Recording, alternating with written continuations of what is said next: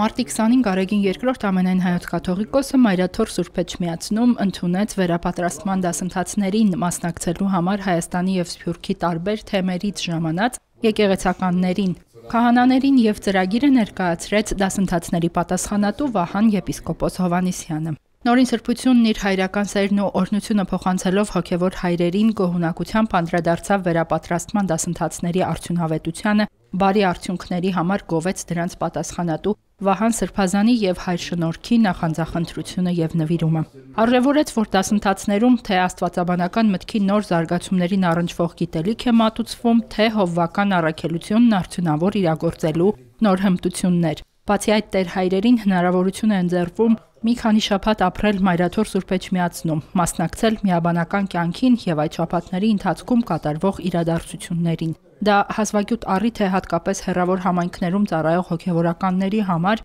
որոնք երբեմն մի քանի տարին մեկ են կարողանում հայրենիք և Մայրաթոր այցելել։ Հատկապես Սփյուռքի մեջ ծառայող հոգևորականների համար շատ կարևոր է մեր անխախտ կապը հայրենիքին և Մայրաթոր Սուրբ Էջմիածնին, որովհետև Էջմիածինը մեր հայ ազգի Բեթղեհեմն է։ Էջմիածինը մեզ համար ներշնչանքի աղբյուր է, լույսի աղբյուր է, և կարևոր է, որ մենք ինքներս կրողները լինենք այդ Էջմիածնի կարևոր առաքելության և օրհնության, որպեսզի կարողանանք դա նաև բաշխենք և փոխանցենք մեր հոտի զավակներին։ Հոգևորականներ կան, որ չեն կարողանում միշտ այցելել, և այդ կապը Էջմիածնի հետ կարծես թե կտրվում է,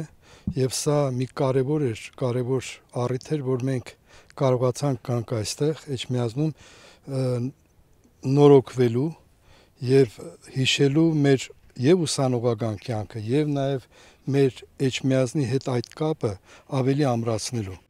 Դասընթացի մասնակից քահանաների անունից որդիական շնորհակալություն հայտնեց Զարեհ Ավագ քահանան, որ Նորին սրբության օրհնությամբ կյանքի կոչված ծրագիրը իրենց մեկտեղեց Հայոց հավատի բնօրանում, որտեղ տեսան այնքան փոփոխված ու բարեզարդված Հայոց Մայրաթորը։ Հայոց հովվապետը քահանա հայրերի հետ խոսեց նաև ազգային կյանքի խնդիրներից, կարևորեց ինքնությունը պահպանելու հոգևորականների անդուլ ջանքերը և պատգամեց նաև Սուրբ Էջմիածնի խորհրդով զորացած եկեղեցանվեր ծառայությամբ նպաստել հայրենիքի ու հայ ժողովրդի զավակների առջև ծառացած դժվարությունների հաղթահարմանը։ Հանդիպմանը Նորին սրբությունը պատասխանեց նաև քահանաների հարցերին։ Դրանք առնչվում էին եկեղեցու կանոնական, ծիսական և հովվական կյանքին։